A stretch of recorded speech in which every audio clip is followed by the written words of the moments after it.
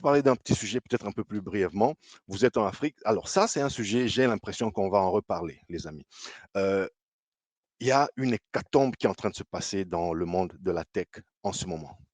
Plus de 130 000 licenciements en 2022 seulement et l'année n'est pas encore terminée. Il y a une grosse vague de licenciements qui est en train d'arriver dans les grandes entreprises de la tech.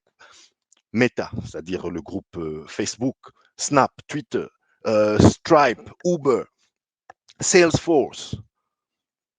Vous avez forcément entendu parler. Il y a une grosse vague de licenciements et il y en a d'autres que je n'ai pas mentionnées ici. J'ai déjà entendu parler, j'ai des amis qui sont même dans les télécommunications en Afrique, dans un domaine que je connais très bien, qui m'ont dit que la hache est en train d'arriver, est en train d'arriver vite, elle est vraiment en train de tomber. Merci Pascal qui me dit que l'analyse est exacte.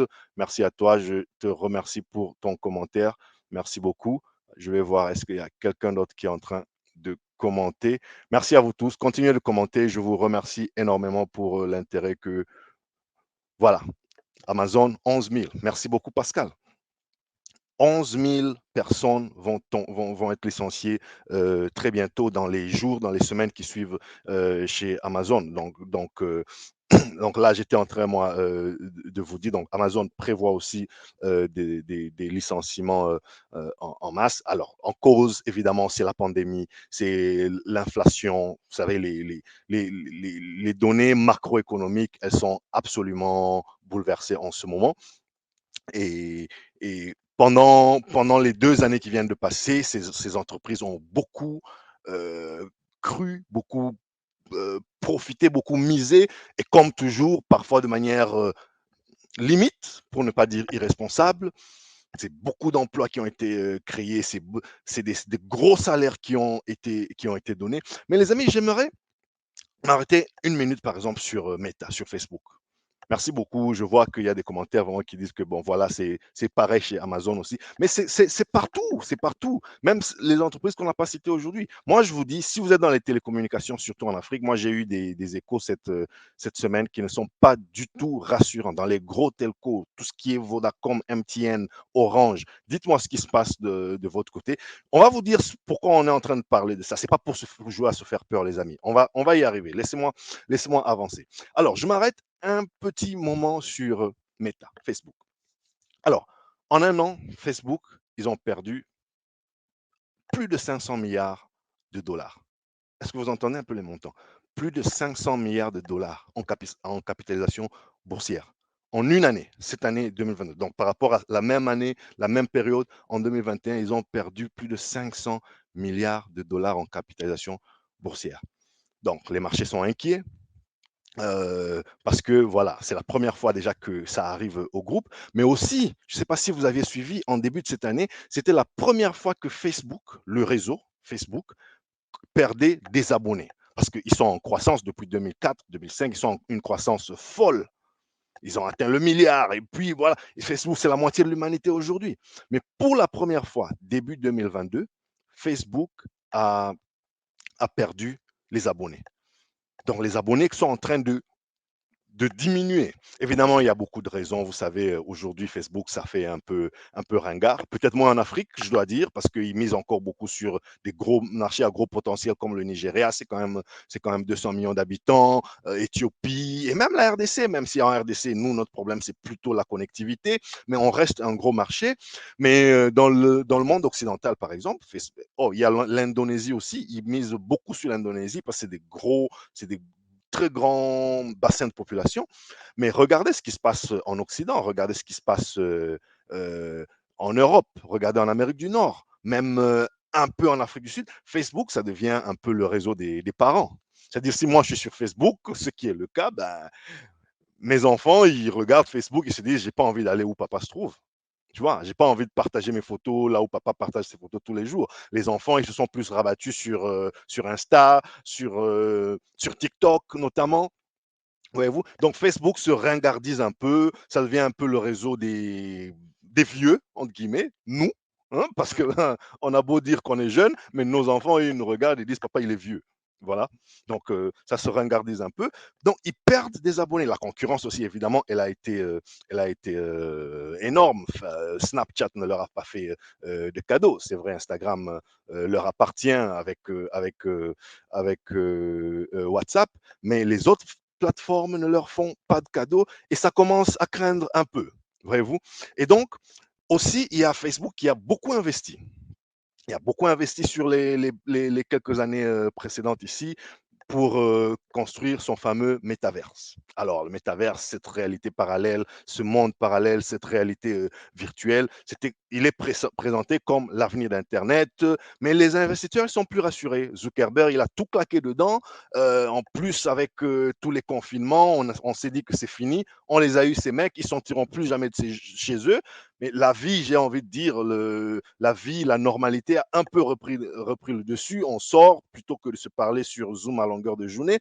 Donc, le monde virtuel, là, OK, il arrivera peut-être, mais franchement, voilà, voir mes amis dans un monde virtuel, ben, s'ils sont à 30 minutes chez moi, je préfère démarrer ma bagnole, je préfère prendre mon train, mon bus, on se voit, on fait ce que les humains se voient, on se serre la main, on partage une bière. Cette affaire de partager une bière dans le métaverse, là, je ne sais pas vous, mais moi, je ne suis pas encore tout à fait dedans. Mais il paraît que ça va venir, il paraît qu'il faut qu'on s'y prépare. Mais franchement, dites-moi si vous vous sentez déjà prêt à la chose. Aujourd'hui, il y a des propriétés qui s'achètent à coups de millions de dollars sur le métavers parce qu'il fallait acheter, je sais pas moi, j'ai suivi un truc, mais un truc de fou.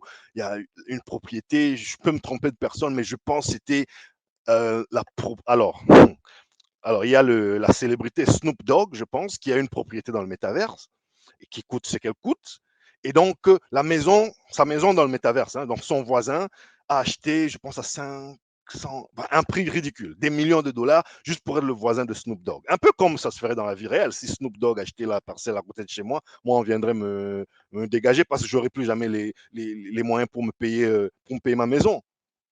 C'est pareil, vous le voyez dans vos quartiers, quand il y a un terrain de golf qui ouvre à côté de chez toi, ben, tu es mal barré parce que les prix, ils vont monter comme ça. Tu as intérêt à suivre la cadence, sinon, ben, tu vas tirer la langue et puis on va te dégager. On le voit avec Airbnb. Quand les Airbnb rentrent dans ton quartier, si la législation ne les sert pas trop, eh ben, dans 2, 3 ans, tu ne peux plus te payer ta propre maison. Il faut dégager. Donc voilà, il y a eu le métaverse, on a cette bulle du métaverse, elle est en train un peu d'éclater, peut-être pas d'éclater vraiment, mais de se dégonfler, ça c'est sûr, parce que voilà, il faut comprendre ça. Mais les amis, il y a des enjeux dans tous ces problèmes que les grands du numérique rencontrent. Pour comprendre la tourmente de Facebook, par exemple, il faut tout simplement comprendre que pour contrôler le monde de la tech, il faut maîtriser certains leviers. Alors, les grands de la tech, je vais vous citer quelques noms et je vais vous dire pourquoi ils sont presque indéboulonnables là où ils sont. Pour bien maîtriser la tech, il faut premièrement maîtriser, bon, peut-être pas en ordre d'importance, mais entre autres, maîtriser le device, l'appareil. Regardez Apple. Apple a son appareil. Apple contrôle tout ce qui est dans son appareil, jusqu'à la forme du chargeur que tu peux mettre dedans. On est en train de parler maintenant que Apple va finalement prendre des chargeurs plus ou moins universels, mais c'est après combien de versions? Apple t'oblige, même pour sortir une puce d'un téléphone Apple, c'est un problème. Pour recharger ton Apple, s'il n'y a personne d'autre qui a un chargeur Apple dans ta maison, tu es mal barré. Aujourd'hui, ça se généralise. Moi, je me rappelle quand les Apple ont commencé à arriver en Afrique, parce qu'en Afrique, voilà, on est quand même un marché très, très Samsung, très Android, qu'on se le dise. Pour trouver un chargeur Apple, si tu avais, un iPhone et que tu avais oublié ton chargeur à la maison, mais c'était la galère parce que personne n'avait un chargeur Apple à te prêter dans la journée. Donc, Apple, il a verrouillé le marché de ces appareils. Samsung a ses appareils, Apple a ses appareils. Les grands qui veulent aller loin dans ce domaine-là, qui veulent contrôler, ils ont leurs appareils. Je ne parle même pas des autres de la tech. Tout le monde veut avoir son device. IBM a ses devices, que ce soit un device utilisateur perso ou un serveur, mais tout le monde veut avoir un contrôle maintenant de la quincaillerie, de la boîte, du petit boîtier dans lequel se passe toute cette intelligence. Deuxièmement, le contrôle de l'OS, l'operating system. Regardez Apple avec son iOS. Apple contrôle son iOS. Google Google tourne sur Android. Microsoft a son Windows. Donc, chacun veut avoir le contrôle de son iOS. Et il se trouve une niche, il la verrouille. Il la verrouille donc son OS. Vous avez aussi les navigateurs. Avec Safari pour Apple, comme vous savez, Google, il a son Chrome, il y tient, il l'améliore tous les jours. Microsoft est en train de développer son Edge. Il avait Internet Explorer qui vient d'être gentiment enterré après des années et des années de succès parce qu'Internet Explorer était au-dessus de tout. Aujourd'hui, Microsoft pousse Edge. Donc, vous contrôlez l'appareil, vous contrôlez l'OS, vous contrôlez le navigateur. Il y a aussi le contrôle des applicatifs. Ça, c'est le quatrième levier. L'appareil, l'OS, le navigateur, vous contrôlez ces applicatifs, qu'ils soient métiers ou qu'ils soient personnels, parce que les applicatifs, c'est en fait ces environnements qui vous aident à faire à traverser votre quotidien, qu'ils soient d'entreprise, comme par exemple Office 365 pour Microsoft, où voilà, tu as ton Word, tu as ton Excel, tu as toute ta suite bureautique et autre chose, mais c'est un environnement qui met à ta disposition pour t'aider à traverser ton quotidien. Mais les amis, les galères de Facebook tiennent beaucoup du fait que Facebook n'a rien de tout ça. Facebook n'a ni device, Facebook n'a pas de téléphone, Facebook a raté le virage des téléphones. Facebook n'a pas d'OS, Facebook n'a pas de navigateur, Facebook n'a pas d'appli. Enfin, Facebook a une appli Facebook, mais Facebook ne contrôle pas un écosystème d'applications comme Microsoft contrôlerait Office 365, par exemple. Ou comme Salesforce contrôlerait sa suite Salesforce, ou comme Oracle contrôlerait sa suite applicative, que ce soit dans le Customer Experience ou dans la logistique. Voyez-vous. Donc, Facebook se retrouve en fait dans les marges de la technologie. Facebook devient un réseau ringard au niveau utilisation, mais, mais quant aux enjeux, aux tenants de ce qui détermine qui va contrôler l'industrie dans les 10, 20, 30 années à venir, Facebook ne joue dans aucune de ces données, aucun de ces domaines stratégiques. Ils n'ont pas de device, ils n'ont pas d'OS, ils n'ont pas de navigateur, ils n'ont pas d'environnement applicatif. D'où toute cette obsession pour le métavers. Derrière l'obsession du métavers de Facebook, eh ben, premièrement, c'est sortir du téléphone, sortir le client de son téléphone. C'est ça l'enjeu de M. Zuckerberg. Parce qu'il n'a pas de téléphone, lui. Apple, lui, ferme son téléphone. Samsung, il ferme son téléphone. Facebook, il attend que Apple lui ouvre son téléphone aux conditions d'Apple. Donc, Apple cherche son téléphone. Mais comme le marché des téléphones est ce qu'il est, tu essaies d'inventer un téléphone qui va concurrencer l'iPhone aujourd'hui, moi, je dis bonne chance. Alors, l'ami Zuckerberg, lui, il nous amène dans la réalité virtuelle avec ce casque virtuel que vous voyez là. C'est ça qu'il veut que ce soit ton prochain téléphone. Il veut que ce soit ça. Aujourd'hui, vous savez, la phobie, quand tu sors de la maison, tu arrives au coin, tu n'as pas ton téléphone, c'est la folie. Tu fais marche arrière, tu rentres. Lui, l'ami Zuckerberg, il veut que tu sortes avec ce casque-là. D'ailleurs, il veut que tu ne sortes pas du tout, pour être honnête. Il veut que tu restes chez toi, planqué chez toi, parce que de toute façon, dès que tu as ce casque-là, tu n'as pas besoin d'aller au travail, tu n'as pas besoin d'aller au shop, tu n'as pas besoin, tu t'assois tranquillement, tu mets ton casque réalité virtuelle, et là-dedans, tu es dans le métavers, tu veux aller au supermarché, c'est là-dedans que ça se gère, tu veux payer, c'est là-dedans que ça se gère, parce que toutes tes informations bancaires, elles y sont intégrées, tu veux t'amuser, c'est là-dedans que ça se gère, etc., etc.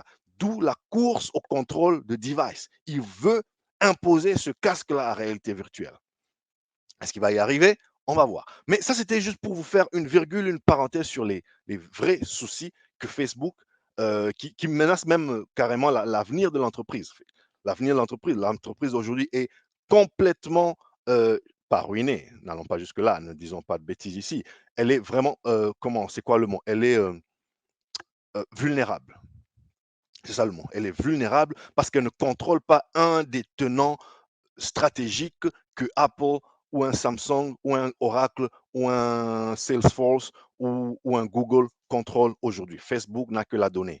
vos données à vous et nos données à nous, qui représentent déjà beaucoup. Mais ces données-là, si tu n'as pas de device où aller les mettre, tu vas aller les mettre aux conditions de celui qui te donne le device. Vous avez compris, euh, vous avez compris l'histoire.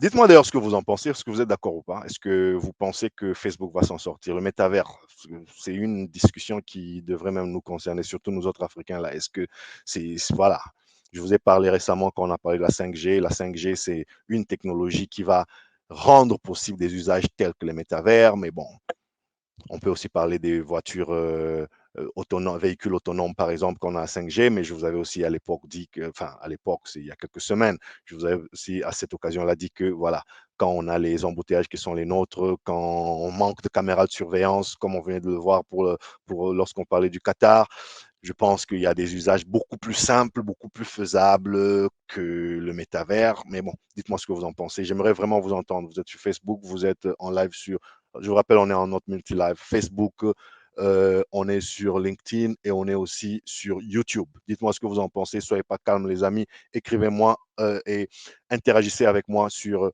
mes plateformes. Alors, les amis, dans la longue liste, il y a aussi Twitter, parce qu'attention, eux ne sont pas épargnés non plus. Twitter, fraîchement racheté par Elon Musk, ça n'a échappé à personne. Si ça vous a échappé, si vous vous réveillez d'un long sommeil, eh bien voilà le nouveau propriétaire de Twitter qui vient, dès qu'il a pris le contrôle de l'entreprise, de congédier 7500 salariés. On entend parler de milliers, hein? 7500 salariés dehors. Évidemment que c'est un achat finalement qui a pris des proportions très politiques. J'ai vu d'ailleurs ce week-end, allez, toutes les autres personnalités qui étaient bannies, les Trump et autres, ils sont revenus sur Twitter. Donc, bienvenue les amis.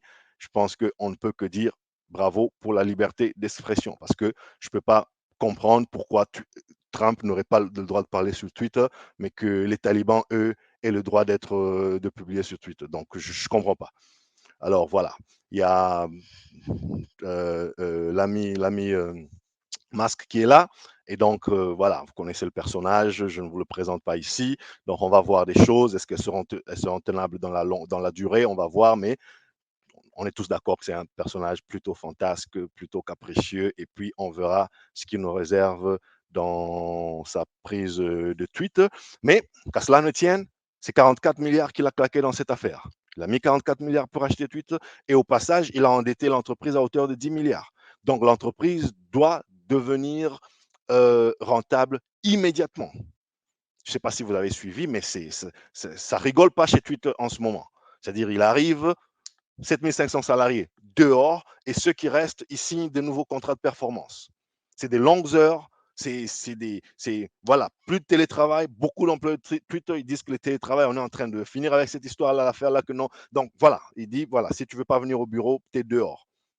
Cette semaine, je pense qu'il a viré un ingénieur, c'était quelque part en Asie, je ne sais plus, en Indonésie, ou si vous connaissez, rappelez-moi, il a, le, le mec, il a viré un ingénieur en pleine séance sur Twitter parce que l'ingénieur essayait de lui faire comprendre que voilà, ça marche pas très bien chez eux et tout. Et puis, bon, voilà, il a estimé que c'était outrage. Ah, quand c'est en Afrique, on dit outrage, c'est pas bien, outrage à l'autorité, outrage au chef et tout. Ben, le mec, il vient de virer un ingénieur, un senior, hein, il a viré en pleine conversation Twitter. C'est cette semaine. Regardez les informations. Donc voilà, c'est pas un personnage que je suis ici en train d'aduler ou de faire quoi. Je constate que voilà, il est là et puis il rachète Twitter. On va voir les changements dans Twitter. Twitter est en train de devenir payant. Donc voilà, il dit vous pouvez m'insulter autant que vous voulez. Ça va juste vous coûter 8 dollars maintenant. Bon, donc voilà. Donc c'est assez intéressant tout ce qui va se passer, mais surtout la boîte doit devenir rentable parce qu'elle ne l'était pas. Twitter, c'est un phénomène dans la communication avec toutes ces dérives, avec tous ces avantages, mais Twitter n'est pas une machine à cash. Twitter ne fait pas rentrer de l'argent, qu'on ne vous trompe pas. Donc lui, il arrive, première chose, il dit, ben, d'abord, je veux que le contenu commence à devenir de moins en moins gratuit. Donc voilà, il y a tout ça qui arrive. Alors, évidemment que les raisons de ces licenciements massifs, toutes ces diverses hécatombes qui tombent dans plusieurs mondes de la tech, ben, elles sont variées, mais bon, voilà, la lame de fond, quand même, la trame de fond, la similarité, elle reste quand même édifiante et on voit par exemple la fin du télétravail. Je dirais peut-être le déconfinement du travail. Vous savez, on a été confiné pendant 2 ans, on ne bougeait pas. Vous avez tous vu comment Zoom est monté en bourse comme pas possible. Donc tout ça, c'était quand même une bulle qui ne pouvait pas être tenable sur le long terme. Aujourd'hui, les choses se tassent, les choses reviennent dans des proportions plus ou moins normales après les montées vertigineuses des bourses que nous avons vues avec des compagnies comme Zoom et d'autres compagnies qui sont nées ou d'autres anciens de la tech, même Amazon qui était déjà là, mais les valorisations boursières, elles ont crevé tous les plafonds parce que voilà, on ne sortait pas, il fallait commander en ligne. Alors, en Afrique, par exemple, j'ai reçu des appels, je me rappelle, quand le confinement a commencé, j'ai reçu des appels de DSI et autres responsables en panique, littéralement, sur l'adoption du cloud, qu'est-ce qu'il fallait faire, comment il fallait y aller. Et voilà, on discutait comme ça. Alors qu'il y a encore 2 ans, enfin 2 ans avant la pandémie, on est en 2017, 2018, même jusqu'en 2019. Moi, je me souviens très clairement avoir eu des conversations avec des DSI en Afrique, avec des responsables en Afrique qui m'expliquaient encore que le cloud, c'était pas sécurisé, que tu vois les données, on pouvait pas les mettre sur Internet et que tu vois qu'elles sont stratégiques, surtout si c'était une entreprise vaguement reliée à l'État, il y a tous les enjeux de souveraineté, vrai par ailleurs, mais on m'en parlait comme si le cloud ne pouvait jamais se passer en Afrique. Je me souviens de toutes ces années où je prêchais dans le désert pour le cloud et tout ça. On me disait non, vos histoires là, ça va rester à Dubaï, ça va rester en Europe, ça va rester en Amérique, mais l'Afrique, ça sera compliqué. Mais pendant le confinement, ben, tout le monde est revenu, mais alors au pas de course, même pas au pas de course, en sprint pour voir qui va prendre des solutions de visioconférence, qui va mettre un peu de ses données dans le cloud, qui va décentraliser le travail. Et donc, il faudra essayer de virtualiser tout ça. Ah, du coup, on a retrouvé le chemin du cloud. Ça n'était plus incertain, ça n'était plus peu sûr, etc. Donc voilà. Moi, je trouve que il y a eu du bon dans cette pandémie et les confinements qui s'en sont suivis par rapport au cloud. On a essayé de voilà déconfiner un peu nos mentalités et finalement faire passer des messages qui étaient stagnants depuis des années et des années. Si on s'y était pris un peu plus tôt avec le cloud, avant, 5 ans avant la pandémie, des gens comme moi, ici, on est déjà l'Afrique partout en train d'essayer de voir comment diviser les charges de travail, faire monter quelques charges de travail, même celles qui étaient non critiques sur le cloud, libérer la capacité physique avec tout ce qu'il y a comme enjeu derrière. Bon, ça n'est pas le sujet du jour, mais la pandémie, en un jour, ils ont compris le message, ils ont commencé à nous appeler et on a commencé à travailler sur des projets comme ça. Donc, à quelquefois, comme quoi on dit quelquefois à quelque chose, malheur est bon. Alors, maintenant, on nous annonce que tout ça, c'est fini. Toute cette croissance-là, toutes ces valorisations boursières, c'est fini. La récré est finie. Les eaux macroéconomiques sont très, très, très agitées en ce moment. L'inflation, c'est compliqué. Les nuages s'amoncellent, donc du coup, chacun sort son parapluie, littéralement. On a surévalué la croissance, on a engagé beaucoup trop de gens, donc maintenant, il faut tailler dans les effectifs, il faut réduire les effectifs. Il y a aussi la fin de la pub, la pub tous azimuts, les amis. Vous savez, je ne vous apprends rien, la pub est la majeure source de revenus de tous ces gens de la tech. C'est pour cela que vous et moi, nous trouvons souvent du contenu gratuit pour nos échanges en ligne, par exemple. C'est parce qu'on le donne en, en échange à nos données. S'il n'y avait pas la gratuité, tu paierais peut-être 1 centime pour chaque recherche Google que tu fais. Tu veux vérifier comment épeler un mot sur Google, ben, paye d'abord 1 centime, paye d'abord 10 centimes. Tu veux inviter un nouvel ami sur Facebook, ça va te coûter 2 dollars. Non, non, non, parce qu'il y a 10 amis gratuits, le 11e, tu payes 2 dollars. Ah bon? Mais aujourd'hui, tu as 500 amis, tu as 1000 amis, tu peux faire voilà, tu peux faire une vidéoconférence, tu peux appeler partout au monde. Ben, c'est gratuit parce qu'il y a quelqu'un qui paye. C'est pas gratuit parce que du coup, ils ont eu la bonne idée, l'idée charitable de vous mettre ce contenu gratuit. Vous payez vous payez à travers la publicité. Vous payez à travers la publicité. Donc voilà, on a comment on a qu'est-ce que j'avais dit? Je suis en train de lire un commentaire là, pardon. Il y a Pascal aussi, voilà. Le métavers, c'est pas pour l'Afrique à cet instant car l'infrastructure fera défaut. Ouais. Donc, mais je reste en même temps pessimiste pas trop pratique à mon avis et ça réduira la vie à un casque. C'est un peu ce que j'étais en train de dire. Merci pour ce commentaire, Metaverse. Donc, seras là coincé avec ton casque. Merci Pascal pour ce commentaire que je vais juste relire. Le Metaverse, c'est pas pour l'Afrique à cet instant parce que l'infrastructure fera défaut et je reste en même temps pessimiste parce qu'il n'est pas trop pratique avec un casque. Merci beaucoup pour ce commentaire. Vous avez peut-être vu déjà, il y a eu certains essais, par exemple, du Metaverse et les ingénieurs, ils ont dit le casque qui cause la nausée. D'abord, il pèse, hein, il a un poids, le casque. Il est peut-être très léger. Écoutez, c'est pas 10 kilos, mais il pèse, je sais plus, 1 kilo ou 2. Mais au bout d'un usage prolongé, les utilisateurs ont dit qu'ils avaient de la nausée, ils avaient quelques maux de tête. Et puis, ben, tu as quand même une petite charge sur la tête, papa. Tu t'attends à quoi? Donc voilà, tout ça, ça sera pas du tout pratique. Je pense aussi. Mais bon, peut-être qu'il y aura des casques ultra légers qui vont arriver. Peut-être que ça sera tellement tentant que beaucoup d'entre nous, on va y aller pour ci ou pour ça.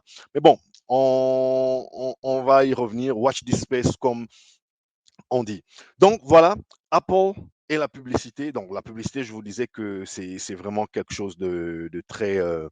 c'est la vache à lait pour les big tech. Pour les big tech. Mais vous savez ce que Apple a fait? Tu sais, Apple, ils s'en foutent. Hein. Apple, ils ont tellement d'argent, ils s'en foutent de tout ça. Ils ont décidé de complètement changer le game et ils ont donné un grand coup de pied dans la fourmilière. Déjà, boum, aujourd'hui, pour faire du tracking sur les iPhones et dans l'iOS, c'est devenu tellement compliqué. Vous savez, le modèle, il marche comment? Je fais de la publicité et la publicité, elle marche lorsqu'elle est ciblée. C'est-à-dire, je sais voir d'où vous appelez ou où vous vous situez géographiquement. Et voilà, je sais retirer, je sais soutirer comme ça un certain nombre d'informations sur vous. Donc, je peux faire de la publicité ciblée qui a un grand retour pour que voilà, autant de personnes qui ont vu la publicité vont acheter mon produit. Apple, il dit, niet, plus, je veux plus de ça. Aujourd'hui, pour faire le tracking d'un usager d'un iPhone, d'un utilisateur d'un iPhone, c'est beaucoup plus compliqué. Donc, Apple ferme les ports et du coup, les annonceurs, ils fuient parce qu'ils se disent, ben, à quoi bon aller faire la pub dans un environnement où il faut, je sais pas moi, 1 million de vues pour avoir un clic. Donc voilà, Apple a tout renversé parce qu'Apple n'a pas besoin, Apple n'a pas besoin de publicité. Apple a tellement d'argent juste avec leurs iPhones. Rappelez-vous, le device, ce que Facebook n'a pas. Avec le device, un Apple à 1500 $, les amis. Hein? Un iPhone, ils ont regardé le willingness to pay, comme on dit. L'iPhone te coûte toujours le plus cher possible. Hein? C'est-à-dire, regarde, c'est quoi le point de rupture? Si le point de rupture, c'est là, si le point de rupture dans une société, dans une catégorie de personnes est de 1200 $, au-delà, c'est vraiment la mort physique. Les gens vont carrément suffoquer. Apple te vend son iPhone à 1199, juste là. Et puis voilà, c'est une religion. Vous n'avez qu'à voir les grandes queues à la veille des lancements de nouveaux iPhones. Un peu moins aujourd'hui qu'avant, mais moi je me souviens, on regardait de loin, mais oulala, tu avais l'iPhone, je sais pas moi, l'iPhone 6 qui sortait, on te montrait aux États-Unis, tu avais des fils et des fils des gens qui allaient dormir dehors avec des couvertures, des sacs de couchage pour ne pas rater l'iPhone demain. C'est pas autre chose qu'une religion. Si vous me dites pas c'est pas une religion, je sais pas ce que c'est. Donc voilà, Apple a tout changé, c'est devenu très compliqué. La publicité ne passe plus aussi bien sur les devices Apple. Donc, du coup, la publicité, les revenus sont en train de piquer du nez et c'est tout ça qui crée des problèmes à l'industrie. Mais même Apple fait attention. Il ne licencie pas, certes, encore. Et le mot-clé ici, c'est encore. Mais cette semaine ou la semaine passée, je pense Tim Cook qui disait que Apple adoptait une approche un peu plus prudente dans les nouvelles embauches.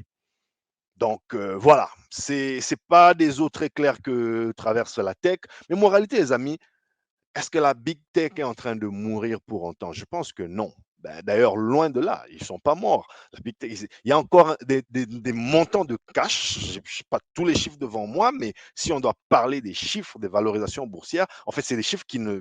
Voilà, tu entends des chiffres, il y a tellement de zéros que tu te dis, ça rime à quoi tout ça? Donc, tous ces gens ici que vous voyez là, ils ont encore beaucoup d'argent en banque, leurs valorisations boursières sont encore très fortes, mais la bulle, elle a pris un coup. La bulle, elle est en train, peut-être pas d'éclater, mais de se dégonfler un petit peu. Et il va falloir, vous et moi, ajuster nos attentes, nos habitudes, par exemple. Nous sommes là, par exemple, en train d'assister au début de la fin de la gratuité, par exemple. La gratuité, tout simplement. Je vais vous poser une question. Est-ce que vous vous souvenez de, allez, il y a quelques années, quand les vidéos YouTube ont commencé à devenir vraiment mainstream? Comparé il y a 10 ans, en 2012, quand tu regardais une vidéo YouTube, en 2015, en 2017, encore 18, avant les confinements. Comparez l'expérience de regarder une vidéo YouTube à maintenant.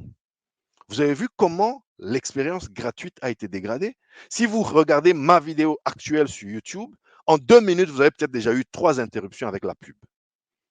Mais alors, ils s'en foutent, ils ont décidé de nous enquiquiner. Hein?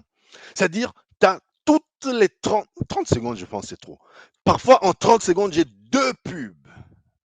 Je dis, mais c'est pas possible, j'ai compris. Ok, je vais peut-être acheter, peut-être pas, mais vous n'avez pas à me le dire comme, voilà. Vous savez, c'est comme un peu en Afrique avec les mabanga, quoi. À l'époque, les gens chantaient et ils jetaient un libanga dans les chansons. Vous savez, la pub gratuite dans les chansons où on dit, allez, JP, on cite ton nom au milieu d'une chanson, comme c'est vraiment un culte pour nous, par exemple, en RDC. À l'époque, vous en entendiez 2, 3, 4 par chanson. Aujourd'hui, tu as toute une chanson qui n'est que les mabanga. C'est-à-dire, on a chanté ni de l'amour, ni de la haine, ni du ciel, ni de Dieu, ni de rien, ni de la société. On ne fait que citer les noms des gens parce que c'est les gens qui ont payé, parce que voilà, il faut bien, il n'y a qu'une chanson, c'est 5 minutes, il faut bien confiner 500 noms dans une chanson de 5 minutes. Donc, c'est à toutes les notes, on cite quelqu'un et on y met un peu quelques rythmes. Merci Daniela. Merci Daniela qui est d'accord avec ce que nous disons ici. J'apprécie beaucoup ton commentaire, Daniela. Reste connecté, partage, abonne-toi et demande aux autres aussi de s'abonner. Dis-nous ce que tu aimes le plus et partageons, rendons cette plateforme interactive. Donc, j'étais en train de dire, la publicité, elle est devenue excessive. Elle a détérioré l'expérience gratuite.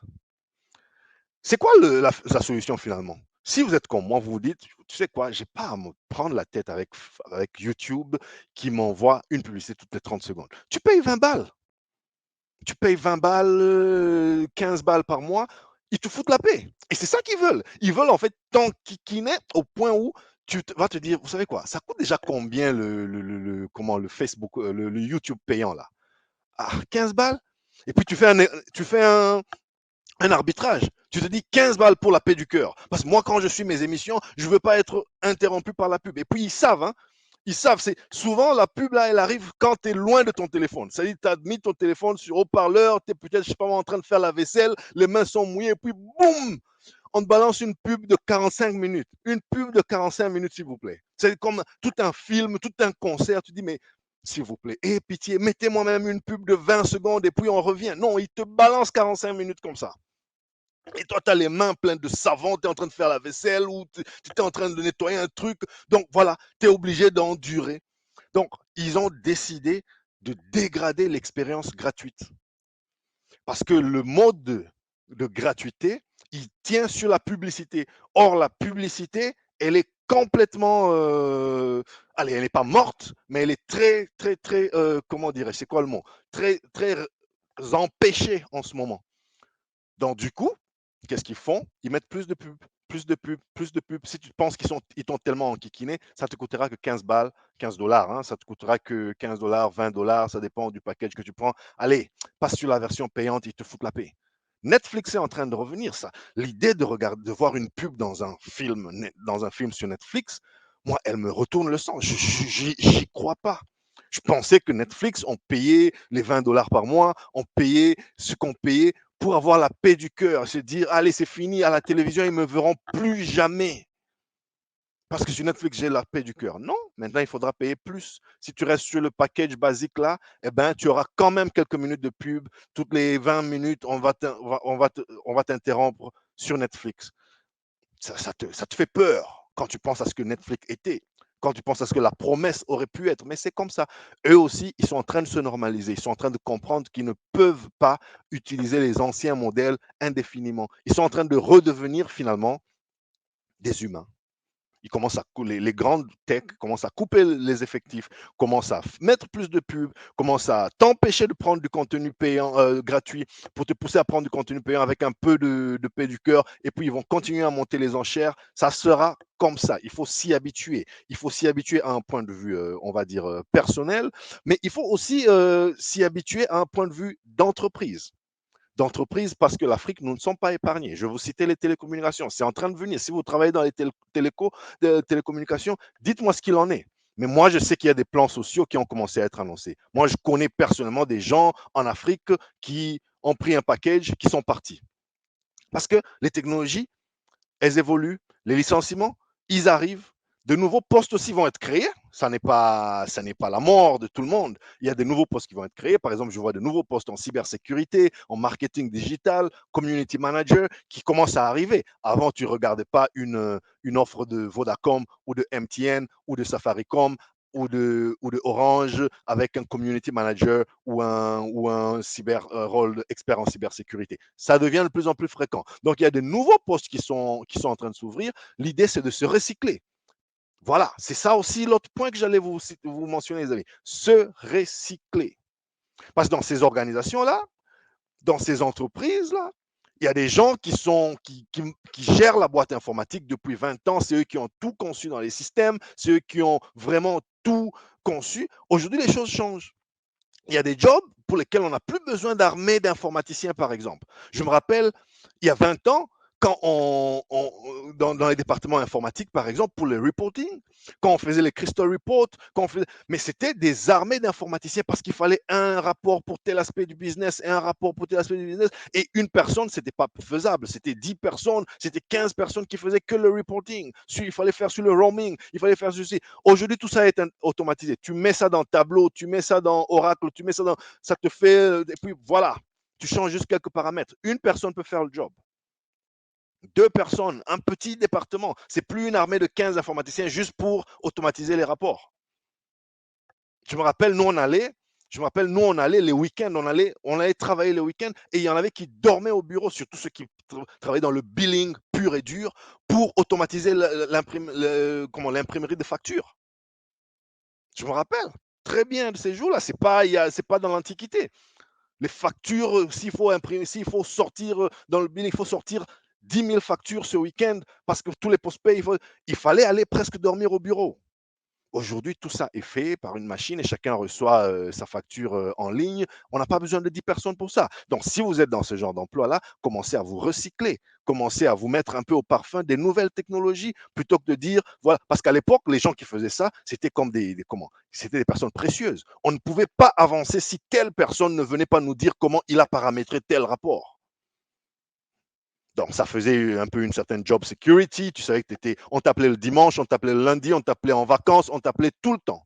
Aujourd'hui, c'est fini tout ça. Il faut se recycler. Et il faut aussi se préparer à ces coupes qui vont arriver, qui vont finir par arriver. Si aujourd'hui, tu es un cadre et tu perds ton job, parce qu'on n'a plus besoin de toi. Si tu as la chance, on te récupère ailleurs. Mais c'est au moment où tu es déjà au chômage, quand tu as déjà consommé la moitié de tes économies, que tu vas commencer à penser, bon, je vais devenir entrepreneur. Non, commence déjà à vendre tes compétences aujourd'hui. Il y a déjà des gens qui, eux, ils ont pris le risque. Ils sont peut-être pas plus prospères que toi financièrement, peut-être pas plus calés que toi techniquement, mais eux, ils ont déjà pris le risque. Ils sont déjà en train de se mouiller dans le monde de l'entrepreneuriat. C'est ça le moment de faire des synergies entre les professionnels de la grande entreprise, les professionnels salariés qui bientôt seront au chômage pour certains, et les entrepreneurs qui, eux, manquent peut-être un peu de skills par-ci, par-là, mais qui, eux, de toute façon, ils sont déjà habitués à ne pas avoir un salaire garanti. Vous voyez un peu comment la, la synergie qui peut se nouer là-bas. Parce que à chaque fois qu'il y a des grandes coupes, des grandes coupes dans les effectifs de ces grandes entreprises, l'entrepreneuriat en bénéficie toujours en quelque sorte. Je vais vous donner un exemple. Après la crise financière de 2008, avec les banques américaines qui ont éclaté, est-ce que vous savez que c'était un événement majeur qui a boosté ce qu'on appelle aujourd'hui les fintech? Parce que vous aviez une population non négligeable de banquiers bien calés, de personnes qui maîtrisaient des technologies bancaires dans les grandes banques, souvent rigides, qui se sont retrouvés au chômage. avec beaucoup de skills, beaucoup de compétences et qui ont été obligés à se dire, mais non seulement avec ce que je sais, je peux comment me mettre à développer peut-être des applications, je peux développer des systèmes financiers qui marchent avec les téléphones et autres, mais aussi je peux en profiter pour faire des systèmes qui sont plus souples et qui vont contourner certaines lourdeurs des banques traditionnelles. C'est comme ça qu'explose la fintech. Je vous avais fait un numéro ici, je ne sais plus, c'était le numéro 26 ou 27, hein, il y a quelques temps, regardez sur ma chaîne YouTube, à laquelle je vous invite à vous abonner, je vous avais un peu expliqué la genèse de la fintech. C'est comme ça, entre autres, que la fintech démarre. Donc, les coupes dans les effectifs, ça n'est pas toujours une mauvaise chose. Évidemment, quand ça t'arrive à toi et que tu n'avais pas un plan B, c'est pas rigolo. Et donc, il faut qu'on soit très sensible quand on parle de ces choses, hein, parce que voilà, c'est des emplois, c'est des familles qui risquent de se retrouver à la rue du jour au lendemain. De nos jours, avec l'inflation, tu es licencié, puis on te donne 2, 3 mois de salaire garanti, plus une semaine par année d'ancienneté. Si tu avais 5 ans d'ancienneté, 6 ans, 10 ans d'ancienneté dans une boîte, tu te retrouves avec quoi? 12 mois de salaire, peut-être 15, peut-être 18. Je te promets qu'avec les coûts de vue d'aujourd'hui, ça ne t'amène pas très loin. Ça t'amène pas très loin parce que là, tu changes de style de vie. Et puis, ça, c'est la partie pécuniaire. Je ne parle pas des avantages que tu perds. Si tu avais un bon employeur, si l'école des enfants était payée ou si la santé était couverte des enfants, tu as des petits-enfants en bas âge, tout ça, tu comptes pas parce que quand tu rentres dans l'entrepreneuriat, tu n'auras pas toujours la medical aid top, hein, donc, tu vas devoir faire un arbitrage. Soit tes enfants rentrent à faire la queue dans les pays, la queue dans les hôpitaux privés, donc pour les pays qui n'ont pas un système de santé qui prennent plus ou moins tout le monde en charge. Des pays comme l'Afrique du Sud, quand tu n'as pas de medical aid en Afrique du Sud, tu es mal barré, papa. Parce que la différence, c'est pas que dans le public, on ne soigne pas, mais c'est juste que la différence d'expérience, de traitement entre quand tu es à Medicare, enfin, quand tu as ton medical aid en Afrique du Sud et quand du coup tu dois te retrouver à Steve Biko ou à Baragouana, toi, je sais quel hôpital où tu dois te faire soigner un peu comme Monsieur Tout le Monde, les queues, etc. Donc c'est des décisions que tu dois prendre comme ça. Donc voilà, c'est des vies humaines. Moi je dis à mes amis, à mes frères, à tous ceux qui m'écoutent en ce moment, soyons flexibles, soyons solides, soyons comment dirais-je, soyons créatifs, le moment de penser si vous voulez vous lancer dans l'entrepreneuriat, c'est maintenant. Vous pensez qu'attention, ça ne va plus bien en entreprise, mais j'ai toujours eu une idée d'entreprise que j'ai toujours voulu développer. C'est pas quand tu es déjà down, c'est pas quand déjà la famille a déjà pris un gros 4 et que vous êtes sous pression que tu vas dire, bon, avec mes quelques épargnes, maintenant je vais commencer à construire un réseau. Parce que là, c'est trop tard. Là, il y a la pression. Là, il y a les enfants qui demandent de maintenir le même style de vie. Là, il y a ton conjoint ou ta conjointe qui ne veut pas perdre ci ou ça. Donc voilà, beaucoup de courage à nous tous parce que derrière toute cette conversation Big Tech, c'est des vies, c'est des familles. Et parlez-moi de votre expérience, parlez-moi de ce qui peut être fait. Si vous êtes un entrepreneur, si vous étiez pendant plusieurs années dans le big corporate et du coup, vous voyez la hache tomber, vous êtes maintenant un petit entrepreneur ou vous allez devenir un petit entrepreneur, consultant, appelez ça comme vous voulez.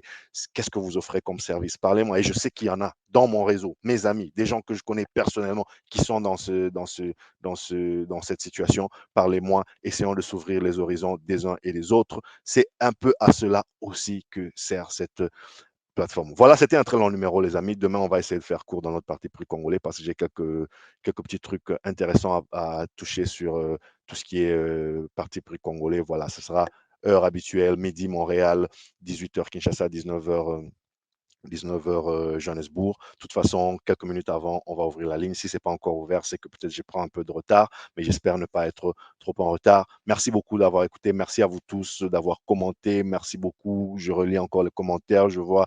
Merci beaucoup, Daniela. Voilà. Merci pour tous les pouces bleus. Merci pour tous les cœurs. Merci pour tout ce que vous faites pour encourager ce travail. Ensemble, les amis, essayons un temps soit peu d'éclairer les masses, les informer du progrès, les outiller pour la concurrence. Moi, c'est Dr. JP Mouka. Je vous dis, prenez soin de vous et des vôtres. Chap, chap.